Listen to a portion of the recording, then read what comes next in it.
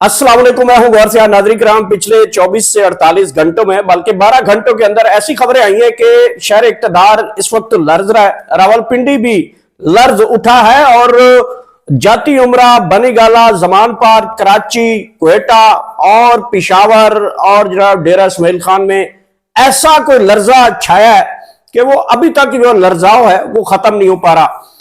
मौलाना फजल रहमान की पहली खबर जो है वो तफसील बाद में रखूंगा। उन्होंने कहा कि मुझे अगर किसी ने कत्ल किया तो रियासत जो है वो जिम्मेदार होगी। बिलावल भुट्टो जरदारी ने कहा है कि हुकूमत और हमारा जो पेज है वो अब फटने को तैयार है और हम सब तैयार हैं। जनाब फिर इस खबर की तफसील रखेंगे। फिर जनाब फैसल वाडा साहब कहते हैं कि जहाज उड़ाने से, जबरदस्ती जलसे करने से और तमगे लगाने से जो है निजाम नहीं चलेगा। ये पिंकी जो है ये इनके गले पड़ेगी और पिंकी इनके घर तक जाएगी। अंदाजा लगाते जाए यहां से फिर खबरें। और फिर इमरान खान के हवाले से यहां पे एक अच्छी खबर आ जाती है। इमरान खान का अल कादिर ट्रस्ट केस जो है उसमें एक दिलचस्प सूरत हाल पैदा हो चुकी है और यह केस अब 20 तारीख को इख्तिताम पे पहुंच जाएगा। इसकी भी मुकम्मल तफसील आपके सामने रखेंगे। मियां मोहम्मद नवाज शरीफ साहब ने अपने वज़रा के साथ है तो वज़रा शहबाज शरीफ के से, लेकिन उन्होंने एक मुलाकात कर डाली और उन्होंने कहा कि यार अब बहुत कुछ हो गया, हुकूमत छोड़ो, वापस अवाम में चलते हैं। चाहे टमाटर पड़ते हैं, चाहे गंद पड़ता है, चाहे कोई उठा के गटर का तरफ जो है वो हमें फेंकता है, हमने जाना अवाम में ही है कि ये मजे छोड़ो। शहबाज शरीफ को कोई हुकूमत का या उसको सियासत का नहीं पता, लिहाजा वापस आ जाओ और मोर्चे संभाले। तो नवाज शरीफ की इस बयानिया के ऊपर किन लोगों ने हाँ की और किन लोगों ने ना की, ये भी खबर आपके सामने रखेंगे। नाज़रीन, पहली खबर जो है वो ये है कि एक तो इसमें एक और खबर भी रखेंगे रिजवी बरादरान के हवाले से। रिजवी बरादरान ने भी लॉन्ग मार्च का ऐलान किया है, उनकी पार्टी मुशावरत हुई है और कुछ चीजें आगे बढ़ी हैं उनकी। नाज़रीन किराम, खबरों पे जाने से पहले, तफसीलात से जाने से पहले मेरे चैनल को जो है वो सब्सक्राइब कर दीजिएगा ताकि आपको बिल वक्त जो है बर वक्त जो है वो सूरत हाल आगाह होती रहे। नाज़रीन किराम, ये खबर शुरू होती है आज से तकरीबन 4 महीने पहले। मैंने आपको बताया था कि अल्लाह ताला ने इनसे जो कुछ करवाना था वो करवा लिया है। मेरा मुराद वो पीस ऑफ बोर्ड के मेंबर बने थे और तस्लीम कर लिया था और ये वो सारी चीजें हुई थी और ये भागे भागे जाते थे कि वो थपकी भी मिल जाती थी। अच्छा वाह वाह, शाबाश शाबाश शाबाश, और ये पूरा जो है वो ढोर ढोर पीटते हुए आते थे, हमने तो पता नहीं क्या फतह कर लिया, हमने ये भी फतह कर लिया, हमने वो भी फतह कर लिया। तो हम कहते थे कि जनाब ये चंद दिन की खुशी है, इसके बाद जो इनका वो जो पिक्चर है वो अक्सर क्लियर हो जाएगी। और मैं तब भी कहता था कि नवंबर में जो एक्सटेंशन है वो जो भी जिसको मिलनी है वो बड़ी एक्सटेंशन हो जाए और उसके बाद ये अमेरिका को जरा खुश करके और उसको तस्लीम कर लें जरा। तो ये पिक्चर जो मैंने बनाई थी 4 महीने पहले, मैंने कहा था ये 6 महीने की पिक्चर है। आज वो वीडियोस तकरीबन 2 महीने पहले वाली मेरी वीडियोस उठाकर देखें, आपको अंदाजा हो जाएगा। मैं तब कह रहा था कि 6 महीने आप अब इस हुकूमत को टाइम है, अब 2 महीने टाइम दे रहा हूं मैं। अब 2 महीनों के अंदर अंदर जो पोस्टर है वो फटने जा रहा है। देखिए इस वक्त हुकूमती हलकों के अंदर बड़ी खलबल मच चुकी है और हुकूमत के जो नुमाइंदे हैं वो इतने परेशान दिखाई देते हैं।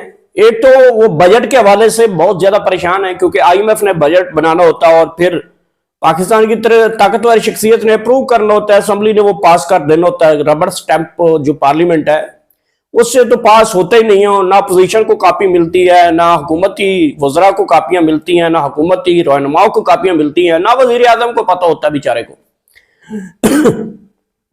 तो बजट की तो इनको टेंशन नहीं है। बजट की पहले जो है वो 28वीं तरमीम की अब टेंशन है। देखिए फैसल वाडा साहब ने एक आते साथ ही तीर बरसाया, वो तकरीबन 3 महीने खामोश दिखाई दे रहे थे और जब भी कोई तरमीम आती है वो मार्केट में आ जाते हैं और वो गालियां देते हैं। इससे पहले वो जरदारी के साहब के गोडे गिट्टे भी पकड़ रहे थे, इससे पहले वो जरदारी को मिलने की कोशिश में नाकाम भी रहे। तो ये सारे विजुअल्स हमने देखे थे।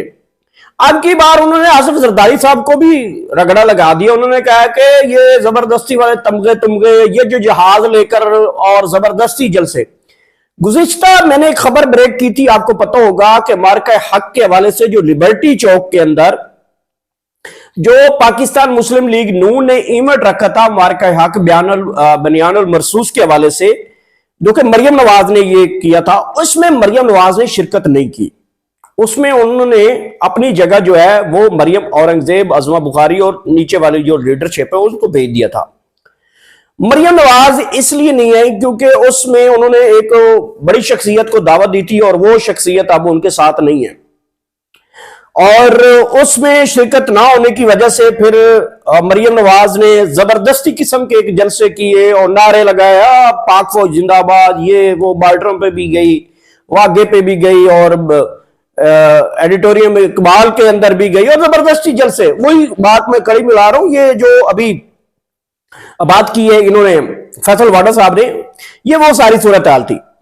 तो मरियम नवाज साहबा को पता चल चुका, बल्कि हुकूमत को पहले पता है कि हमारा जो दिन है वो आखिरी है, ये आखिरी 2 महीने आखिरी स्पेल इनका जारी है। ये बजट पास होगा और इसके अंदर जो इनसे मुंह काला मजीद करवाना है वो करवा लिया जाएगा, और आगे जाके फिर ये एक अदम एतमाद की कैफियत बनेगी। मौलाना फजल रहमान, पाकिस्तान तहरीक इंसाफ और पीपल्स पार्टी मिलकर अदम एतमाद करेंगे और ये नंबर गेम इनकी पूरी भी है। अब बात कर लेते हैं, इसी के दौरान फैसल वाडा ने तमगों की बात की। अब तमगे जो हैं वो सारी बातें सदर ने दी हैं, उन्होंने कहा तमगे वाली सरकार भी, जो खुरा है ना पिंकी का, वो जो खुरा है वो भी तमगे वाली सरकार के पास पहुंचने वाला है। ये जो सारी सिचुएशन बन चुकी है ना नाज़रीन किराम, ये एक चीज है। देखिए पीपल्स पार्टी अगर मैंने तब भी कहा था, याद होगा, मैंने कहा एक्सटेंशन दो ना दो ये हुकूमत नहीं रहेगी, कहा था ना। जो मेरी इस बात को सुनता है 2 महीने पहले, 1.5 महीने पहले, ये चीजें उठाकर देख ले, मैंने कहा था। मैंने कहा एक्सटेंशन दो ना दो, तत्ते तवे पे बैठो ना बैठो, धूप पे खड़े हो, छांव पे खड़े हो, सूरज के आगे खड़े हो जाओ, अपने आप को किसी संदूक में बंद कर लो, ये हुकूमत नहीं रहनी, मैंने पहले भी कहा था। और अब वो पूरा पिक्चर आपके सामने क्लियर हो गया। तो नाज़रीन किराम, अब यह है कि 28वीं पास हो ना हो, पीपल्स पार्टी वोट दे ना दे, पीटीआई वोट दे ना दे, हुकूमत इसमें संजीदा हो ना हो, नहीं रहना जी निजाम इसने अब। और पीपल्स पार्टी को अब नहीं पड़ चुकी है, अब उनकी नौकरियां खतरे में हैं, तो जाहिर बात है वो हाथ पांव मार रहे हैं और जरा वो जमहूरी बच्चे बनने की कोशिश करेंगे। एक चुटकी की मार है यार, ये इनको ऐसी उन्होंने चुटकी लगाई है, उन्होंने कहा फॉर्म 47 खोल देंगे तुम्हारा, ऐसे कर देते हैं। तो वो जो दड़का मिलता है ना, उसके आगे ये कुछ भी नहीं है, ये ड्रामेबाजी है कि हम बड़ा जमहूरी खड़े रहे थे, हम जरा ये भी कर रहे थे। और मौलाना साहब जो है वो अपोजिशन ना गिना करे उनको, वो हुकूमती हिस्सा है। मैं आपको कई बार समझा चुका हूं, कोई एक सिंगल मार्च दिखा दें, 3 साल हो गए इस हुकूमत को, कितनी ज्यादतियों अदलिया के खिलाफ, दीन के खिलाफ, मस्जिदों के खिलाफ, मदरसों के खिलाफ और मजलूमों के खिलाफ, पेट्रोल, महंगाई, बिजली, गैस, पानी, कत्ल, गारत, अदालतें, जज, कितनी ज्यादती हुई हैं। कोई एक मार्च ये बंदा दिखा दे, कोई एक मार्च दिखा दे। तो लिहाजा इसको अपोजिशन करना अपोजिशन की तौहीन है। मैं तो अपोजिशन वालों से कहता हूं यार इनको डिक्लेयर करो, और बल्कि इनको कहा करें कि यार आप बजाय इधर तो टाइम वेस्ट कर दो, उधर जाके बैठे।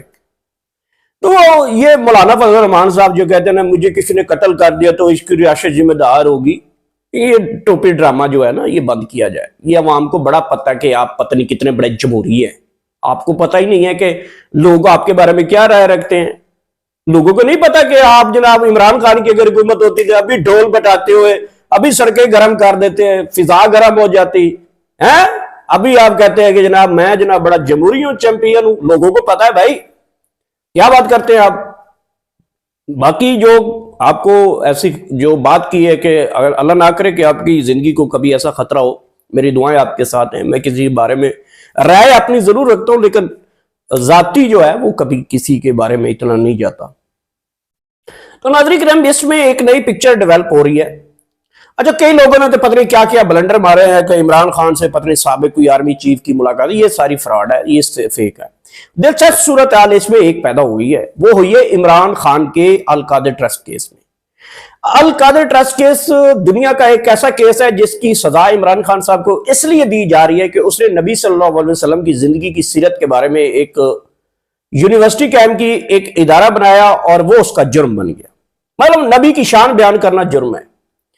सिंपल जवाब मैंने आपको। दुनिया में आपको कोई पूछे ना कि यार इमरान खान क्यों गिरफ्तार है, कोई कहेगा कि घड़ी चोर है, कोई कहेगा कि मनी लॉन्ड्रिंग है, कोई कहेगा फॉरेन फंडिंग है, कोई कहेगा जनाब इसने पाकिस्तान के अदालतों पे हमला कर दिया, कोई कहेगा फलाना फलाना। ओ भाई, सारा 9 मई हुआ, ये सारा कुछ आपने देख लिया, आप ही अंदाजा लगाएं। वजह यह है कि सिर्फ और सिर्फ इमरान खान इस वक्त जो सजा काट रहे हैं वो नबी की शान बयान करने की सजा काट रहे हैं। इस मुल्क के इस्लामी जमहूरिया पाकिस्तान पीस बोर्ड का मेंबर, और ये वो निजाम का बदतरीन चेहरा जिसने जाके वहां पे साइन किया 1.5 फुटिया, बहरहाल मैं नाम नहीं लेता उसका। तो नाज़रीन किराम, अब ये जो अल कादर ट्रस्ट केस है इसके अंदर एक नई डेवलपमेंट होगी। अल कादर ट्रस्ट केस की मेन अपीलें जो हैं उनके ऊपर वो चलना चाहता है, सस्पेंशन की जो दरखास्तें हैं उनको वो खारिज करना चाहता है। अब मेन अपीलों की तरफ अगर बढ़ना है तो इमरान खान की इसमें अवेलेबिलिटी होना बड़ी जरूरी है। मींस के इमरान खान आए, हाईकोर्ट बैठे, अपना केस सुने और वो उस केस की समाअत के दौरान मौजूद रहे, उनके वकील मौजूद रहे। अब अदालत के हवाले से ये सलमान सफदर ने पहले दरखास्त दी कि मुझे इजाजत दी जाए। अब मुझे इमरान खान से मिलना है और मैंने पूछना है कि मेन अपीलों की तरफ जाना है या क्या करना है। तो अब तक तो इमरान खान के हवाले से कोई भी खबर ऐसी नहीं आई कि जनाब उनको मिलने दिया जाएगा या क्या करना है, कुछ भी ऐसी खबर नहीं आई। एक चीज बड़ी अच्छी आई है, ये जो कल गलबन chief justice Islamabad high court की जानिब से कहा गया है कि जो मेन अपीलें हैं वो जो कन्विक्टेड शख्स है उसकी मौजूदगी में गलबन सुनने का इरादा कर लिए। तो इसका मतलब यह है कि चीफ जस्टिस साहब इमरान खान साहब को अदालत बुलाना चाहते हैं और अदालत जो है वो बुलाकर जो है वो पूछना चाहते हैं और सूरत हाल से आगाह रहना चाहते हैं। मेरे ख्याल में नहीं है कि चीफ जस्टिस सरफराज डोगर साहब जो हैं और वो ऐसी बड़ी कोई दिलेरी का जो फैसला है वो ऐसा करें कि इमरान खान को यहाँ पे लाया जाए। मेरे ख्याल में कोई माइकल आल है ही नहीं, कोई जज तो दूर की बात कि इमरान खान को बाहर निकाल के और कहें कि ये केस है आपका, इधर आ जाए।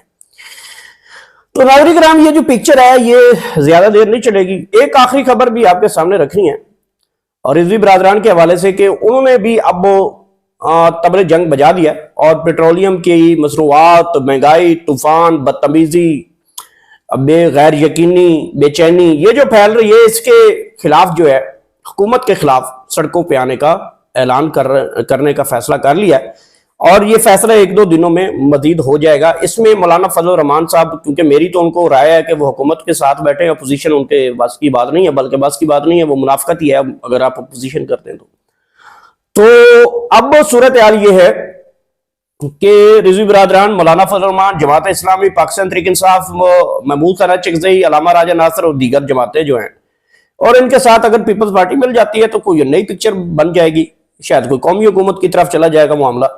तो ये भी कुछ चीजें अब चलना शुरू हो चुकी हैं। बहरहाल इस वक्त इंडिया की जानिब से पाकिस्तान के हक में बड़ी अच्छी खबरें आ रही हैं और आर्मी चीफ सैयद आसिम मुनीर शाह साहब की बड़ी तारीफें वहां से हो रही हैं।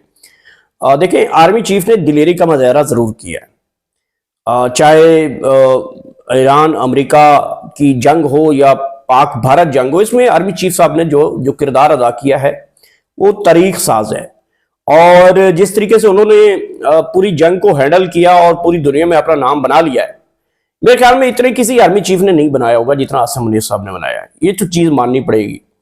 तो बहरहाल अब उनको घर की भी फिक्र करनी चाहिए कि घर के अंदर क्या है, बाहर उनकी बड़ी इज्जत है और बड़ी इज्जत में बढ़ोतरी देखी। और army chief, ex army chief जो इंडियन है, उन्होंने पाकिस्तान के हवाले से कहा कि उनके साथ अच्छे ताल्लुकात कायम करने चाहिए, इंडिया को मशवरा दिया और उन्होंने कहा कि लोगों में राब्ता रहना चाहिए, अच्छे हमसाया बन के रहना चाहिए। वक्त तब्दील हो गया, वक्त तब्दील हुआ है, सुपर पावर तब्दील हो रही है। मैंने आपको बताया था कि अमेरिका जो है वो बूस्ट हो गया, उसका ब्लास्ट हो गया और चाइना जो है वो अब उसकी बॉडी लैंग्वेज देखी है शी जिनपिंग जी साहब की, और जिस तरीके से उन्होंने अपने 1 इंच भी आगे नहीं बढ़ा जनाब। जैसे होता ना, अगर यहाँ पे हमारे अर्दली होते तो पता नहीं कहां से पकड़ के ऊपर आते तो वो शी जिनपिंग साहब जो है वो खड़े रहे और जो बॉडी लैंग्वेज पूरी दुनिया तबसरा कर रही है। तो China is coming uploading super power और नाज़रीन के नाम ये थी आम तरीन डेवलपमेंट जो मैंने आप तक पहुंचाई। मेरे किसी जुमले से, किसी फिक्रे से, किसी की दिल आजारी हुई हो तो उससे माफी का तलबगार हूं। आखिर में अल्लाह पाक आप सबको इतनी ज्यादा खुशियां दे, वो आगे खुशियां तकसीम कर सके। Thank you so much.